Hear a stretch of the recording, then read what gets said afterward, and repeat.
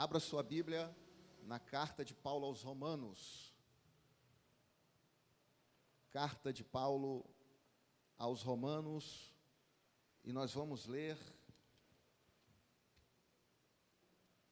no capítulo de número 10.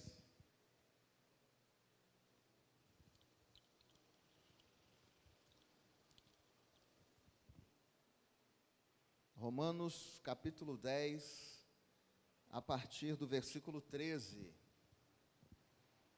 Romanos, capítulo 10, a partir do versículo 13. Nós vamos ler o versículo 13, o versículo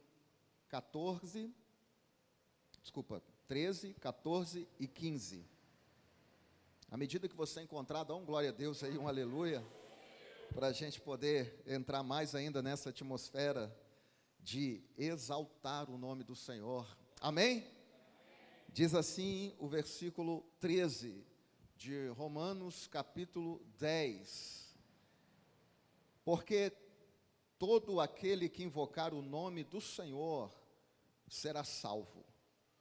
Como, porém, invocarão aquele em quem não creram? E como crerão naquele de quem nada ouviram? E como ouvirão, se não há quem pregue? E como pregarão, se não forem enviados? Como está escrito, quão formosos são os pés dos que anunciam coisas boas, ou dependendo da sua tradução, dos que anunciam boas novas. Amém? Pode se assentar, feche a sua Bíblia, em nome de Jesus. Glória a Deus. Amados irmãos, neste culto de missões, nós estamos aqui mais uma vez, e eu louvo ao Senhor pela visão que Deus deu ao anjo desta igreja, porque todo mês nós temos pelo menos um culto de missões, e isso é muito importante, porque aviva dentro do nosso ser a necessidade que nós temos de sempre estarmos propagando o Evangelho de nosso Senhor Jesus. E como homens e mulheres que servem a Deus, homens e mulheres que buscam ao Senhor em espírito e em verdade, também é muito importante que todos nós tenhamos noção do que é a carta de Paulo aos Romanos. A carta de Paulo aos Romanos, algumas pessoas chegam a dizer, consideram ela como o quinto evangelho, além de Mateus, Marcos, Lucas e João. Alguns falam também que Romanos poderia ser considerado um quinto evangelho.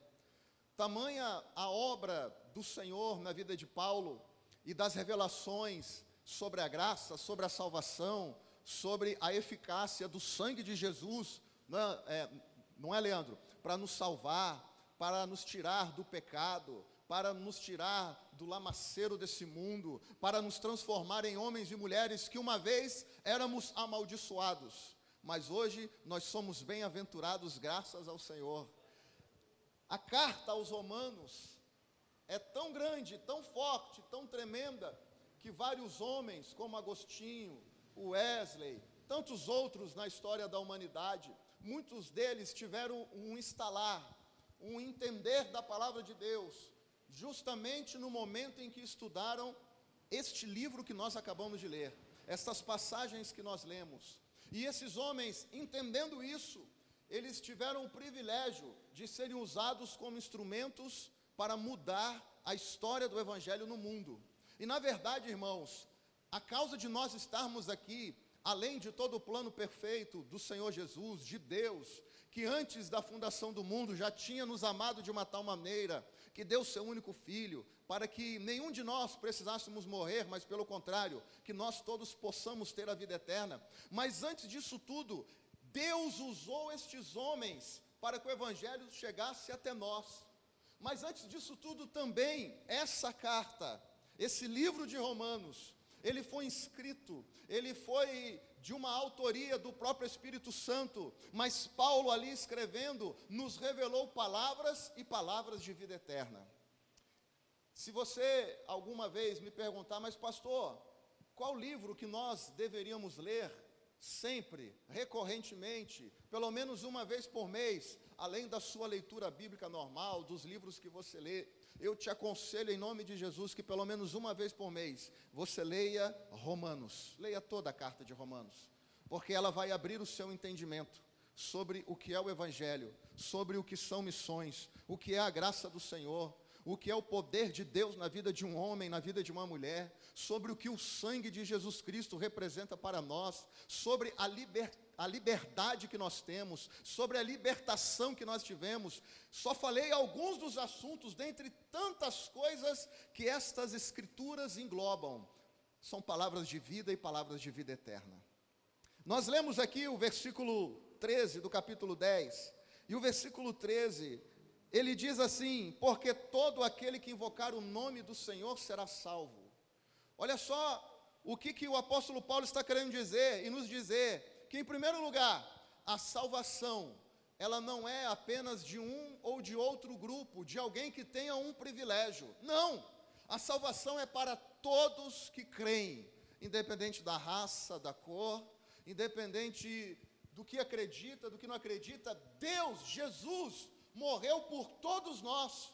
E olha que interessante, eu acabei de falar isso, mas se você tiver com a sua Bíblia aberta, abra aí no versículo 12 de Romanos 10, 12, eu vou ler aqui: pois não há distinção entre judeu e grego. Por que não há distinção entre judeu e grego? Ele mesmo responde: uma vez que o mesmo é o Senhor de todos, rico para com todos os que o invocam. A salvação é para todos nós. Estamos aqui neste culto de missões, e talvez alguém entre aqui nesse lugar e pense assim: para mim já não dá mais, para mim não tem jeito, você não sabe o que eu fiz, você não sabe o que eu pensei, você não sabe como foi o meu passado, você não sabe como foi o meu pecado. Mas a palavra de Deus está dizendo que Jesus morreu para todos, e isso faz parte de missões. O quê? Dizermos para todos que nos rodeiam que Jesus morreu também por eles, que Jesus também morreu por todas essas pessoas, que não existe distinção. Deus é Deus. E olha só o que Paulo diz: além dele não fazer distinção, ele é rico para com todos aqueles que o recebem. Como assim ele é rico? Deus não prende nada para te dar. As portas espirituais da bênção estão abertas sobre a sua vida a partir do momento que você o recebe como único, suficiente, verdadeiro Salvador na pessoa de Jesus Cristo de Nazaré. Mas pastor, tudo isso que você está falando eu sei que você já sabe, mas eu quero te dizer uma coisa: nós precisamos estar nos lembrando dessas coisas. Nós precisamos estar reforçando isso na nossa mente, porque enquanto nós estamos nos lembrando, enquanto nós estamos reforçando, nós vamos passando não só para os nossos filhos e os filhos dos nossos filhos, mas a gente vai repassando também para aquelas pessoas que nos rodeiam, para a sua família. Talvez você é o único que sirva a Deus lá na sua casa, você vai passar os ensinamentos de Cristo para essa pessoa, porque a sua vida será vivida de uma tal maneira que as pessoas vão ver, entender e compreender que Deus morreu por elas também. Aleluia! É por isso que nós fazemos uma vez por mês um culto de missões. É por isso que nós estamos aqui. E é um assunto, irmãos, que se todo domingo à noite nós fôssemos pregar em cima de missões, não se esgotaria. Aliás, qualquer outro tipo de assunto que nós olharmos na Bíblia, colocarmos para uma pregação, ou tivermos um tema para explanar, a Bíblia não se esgota. Deixa eu só abrir aqui um parênteses. Nós estamos vivendo numa era pós-moderna, onde as pessoas, elas são ensinadas e elas tendem a acreditar que a verdade não é um conceito absoluto. Aquilo que é verdade para sempre, pronto e acabou. Que a verdade, na verdade, ela é relativa. O que é verdade para mim, para você, talvez não seja verdade. O que é verdade para o Thales, talvez para o Fernando, não é verdade. Mas eu quero te dizer que aqueles que servem ao Senhor Jesus, aqueles que acreditam nas palavras deste livro, a verdade é uma só, a verdade é absoluta, a verdade não muda. O que foi verdade nos tempos de Jesus, continua sendo verdade nos dias de hoje. O que foi verdade nos tempos de Moisés, continua sendo verdade nos dias de hoje. E se Jesus demorar 10.000 anos para voltar e arrebatar a sua igreja, daqui a 10.000 anos neste pequeno planeta, a verdade continuará sendo uma só: Jesus Cristo de Nazaré. Aleluia. Nós temos que nos prender nesses conceitos, no conceito da palavra de Deus. Jesus morreu para nos salvar. Jesus morreu para que nós pudéssemos ter vida e vida em abundância. Mas a partir do momento que nós o aceitamos, a partir do momento que nós queremos andar nos seus caminhos, a morte e o sangue de Jesus só pode ter eficácia na minha vida e na sua vida, se nós assim o fizermos, aceitarmos a Ele como nosso único, suficiente e verdadeiro Salvador. O versículo 14 que nós lemos, ele dá uma sequência de como fazer missões. Se você ler ele aí com calma ou na sua casa, é por isso que eu digo, leia o livro de Romanos, leia a carta de Paulo aos Romanos. Ela é imprescindível para você entender o que é o Evangelho de Jesus Cristo. Ela dá uma sequência de como evangelizar, de como pregar, de como, Alex, fazer missões. Ele diz assim: pregue para que alguém possa ouvir. Quando alguém ouvir, esse alguém vai crer. E quando essa pessoa crer, ela vai invocar o nome do Senhor. Aí, manual de como fazer missões. Pregue, a pessoa ouve, ouvindo ela crê, crendo automaticamente ela passa a invocar o nome do Senhor. Isso é missões. A pessoa precisa de ouvir algo de alguém, porque aí ela vai crer e acreditar. E quem não crê e não acreditar? Não estou falando de quem não crer. Cada um tem o seu livre arbítrio e pode fazer o que quiser. Amém? Mas para aquele que crê, ele tem o poder e a autoridade na vida dele. Irmãos, presta atenção nisso. Quem crê e acreditar tem o poder e a autoridade de invocar o nome do Senhor. E quem invoca é salvo.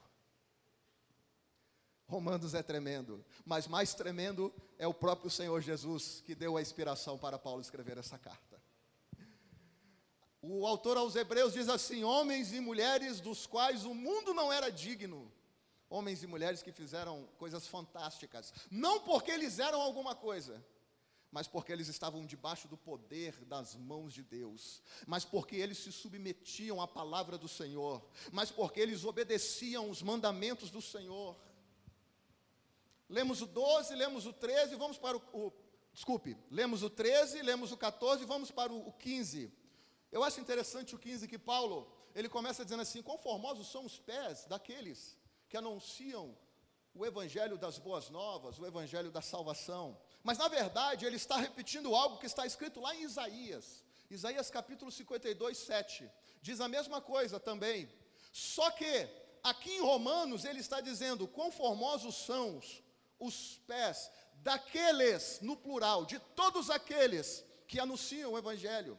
Quem somos nós que anunciamos o evangelho? Nós somos a igreja do Senhor Jesus. Se lá em Patos, na cidade da Paraíba, existe um casal de pastores, missionários, que estão pregando a palavra de Deus, é porque aqui uma igreja, como um todo, nós enviamos aquelas pessoas para que elas pudessem pregar o evangelho.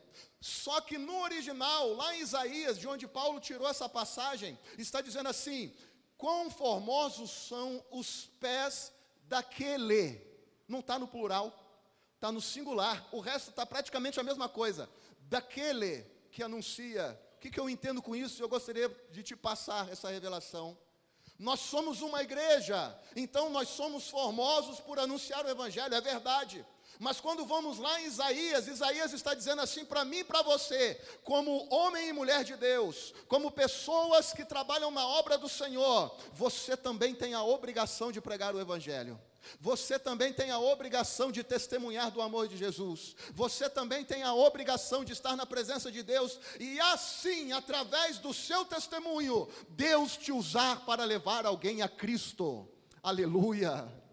Quão formosos são os pés daqueles que anunciam o evangelho. O que o autor está querendo dizer? Ele está dizendo assim: nós como igreja do Senhor, nós como servos e servas do Senhor, nós fomos chamados para fazer a diferença. Nós fomos chamados, irmãos, para sermos um povo, para estarmos em notoriedade. Como assim? Nós fomos chamados para sermos o espelho do mundo.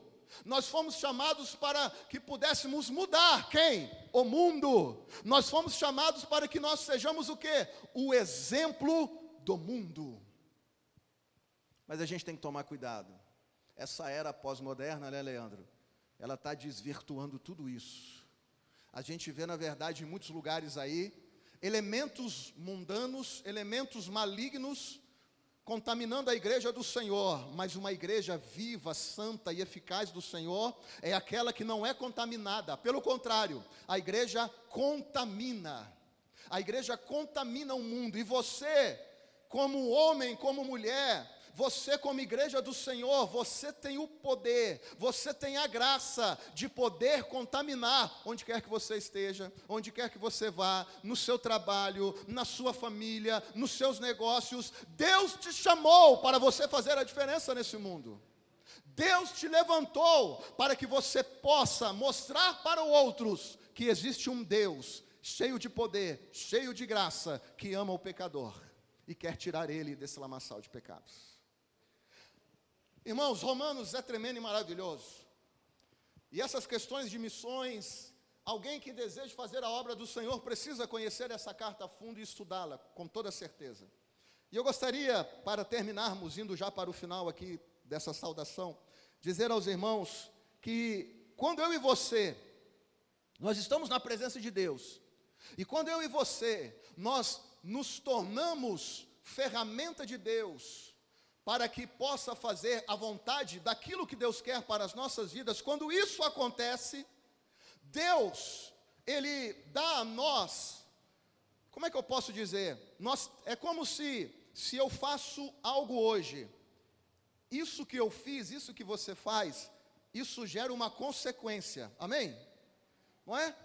Eu fiz algo hoje, para bem ou para mal, isso vai me gerar uma consequência. Por exemplo, se eu não beber água, com o tempo eu vou desenvolver problema nos rins, não é assim? Se eu não cuidar da minha saúde, com o tempo, o que vai acontecer? A consequência disso, eu vou ter vários problemas de saúde. O contrário também é verdadeiro. Se eu me hidratar, beber água, cuidar da minha saúde, o tempo, na verdade, vai passar e eu vou colher essas consequências daquilo que eu plantei lá atrás. Eu quero dizer que como igreja, como uma igreja missionária, como homens e mulheres que fazem a diferença onde nós moramos, na nossa sociedade, nós também, irmãos, temos consequências a colher. Como igreja do Senhor Jesus local, como igreja do Senhor Jesus, entre essas quatro paredes também, nós temos várias consequências a colher quando nós trabalhamos numa obra missionária do Senhor Jesus.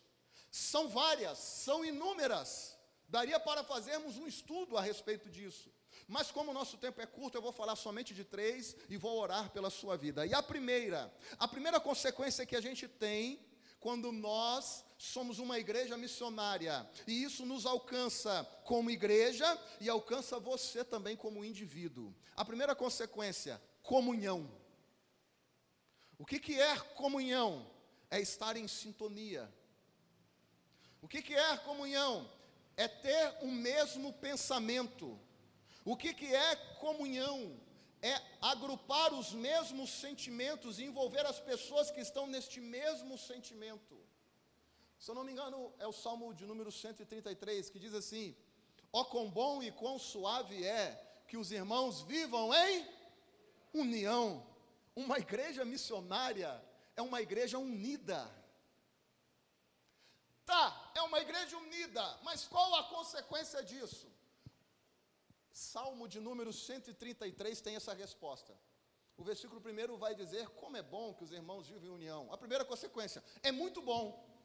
Só que ele continua, e ele diz assim: é como o vaso, o óleo, que vai descendo pela barba de Arão, é como aquela unção que vai descendo e vai escorrendo.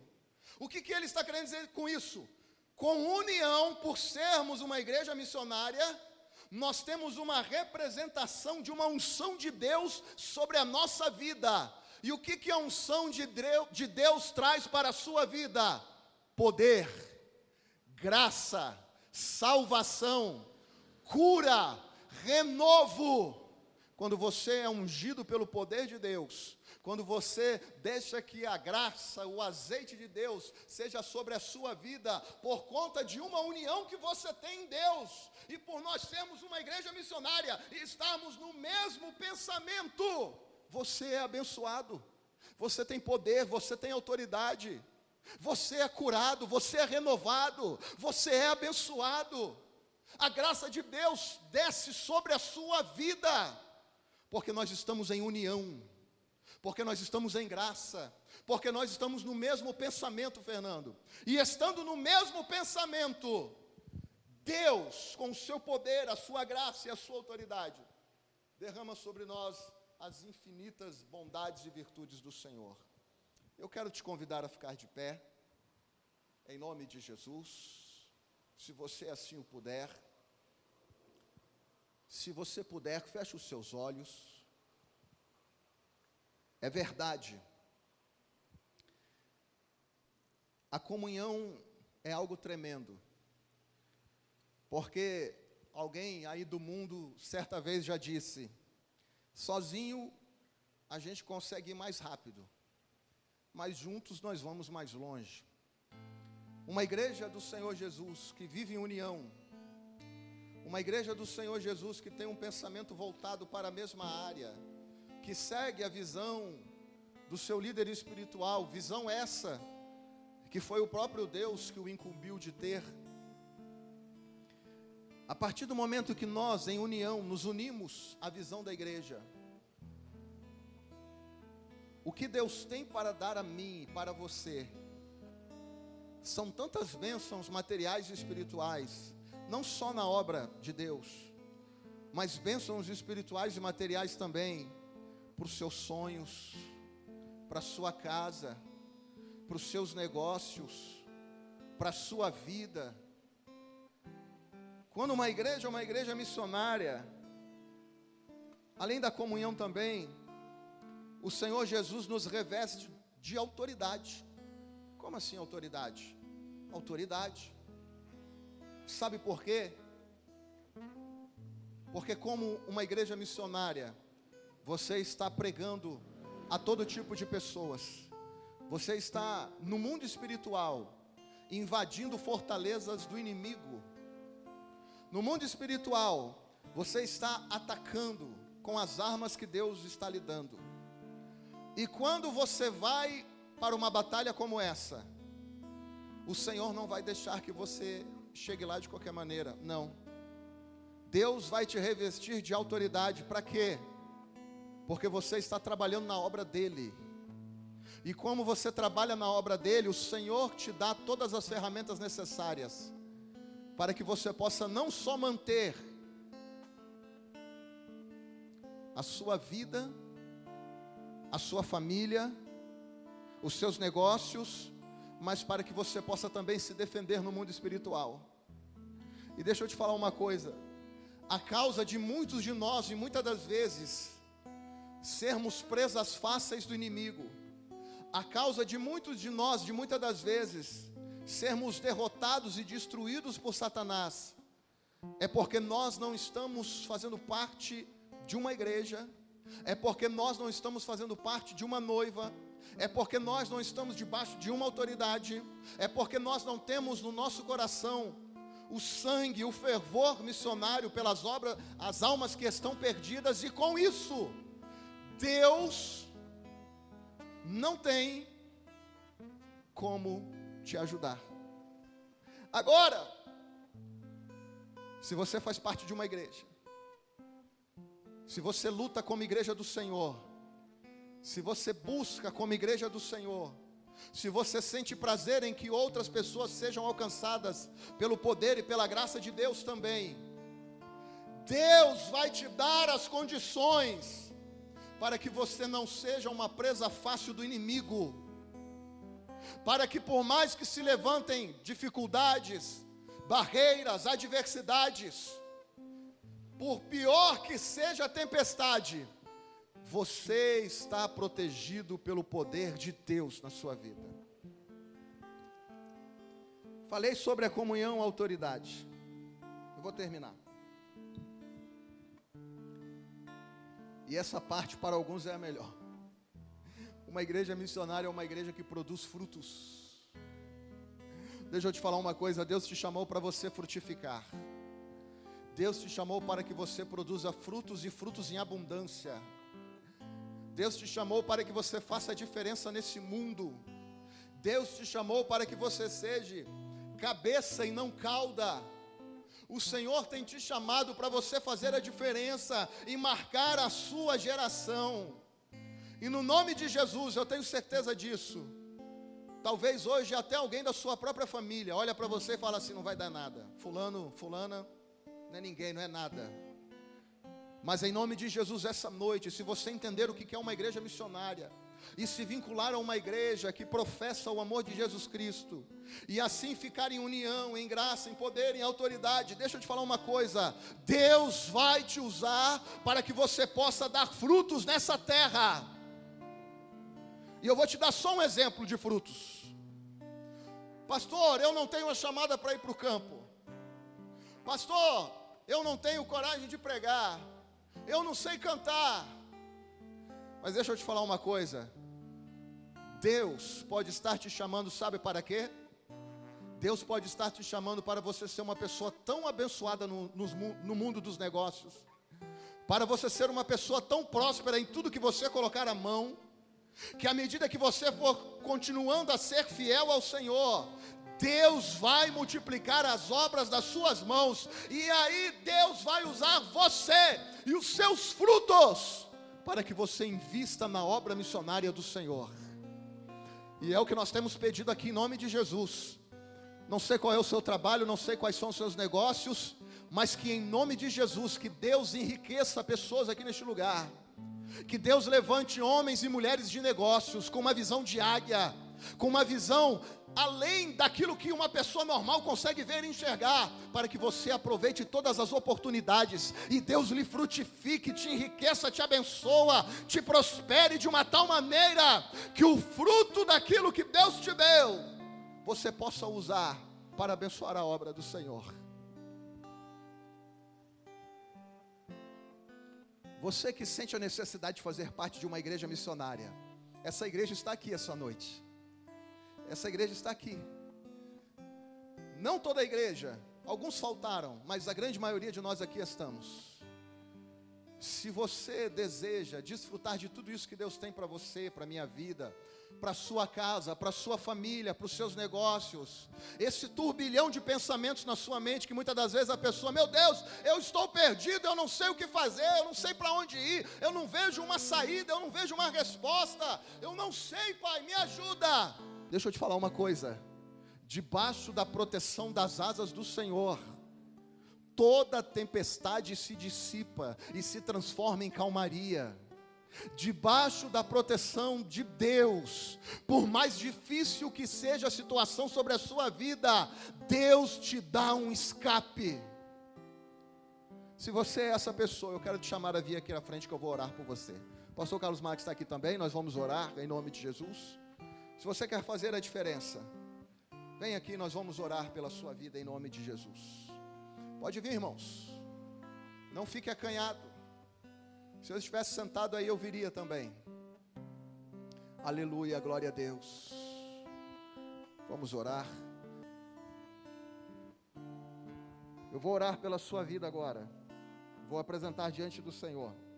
Mas enquanto eu estiver orando, eu gostaria que você falasse com o Senhor, nas suas palavras, mas dissesse o seguinte: Senhor, eu não sei, porque eu não tenho a visão que o Senhor tem, e nem os pensamentos do Senhor.